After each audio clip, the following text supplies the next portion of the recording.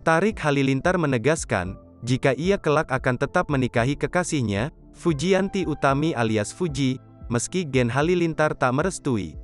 Menurut Tarik Halilintar, keputusan menikahi Fuji ada padanya bukan orang lain, termasuk keluarga besarnya, Gen Halilintar. Meski demikian, Tarik Halilintar tidak dalam waktu dekat ini menikahi kekasihnya, Fuji, dan tetap akan berkonsultasi dengan keluarga besarnya, Gen Halilintar.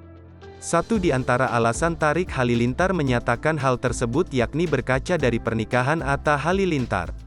Diketahui, adik kandung Atta Halilintar, Tarik Halilintar bersama Fuji sang kekasih akan nekat melangsung pernikahan meski keluarga Gen Halilintar tak hadir.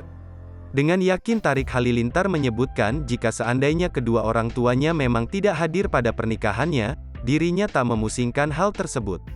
Ditegaskan Tarik Halilintar, ada atau tidak adanya orang tuanya, ia akan tetap melangsungkan pernikahan, seperti Atta Halilintar.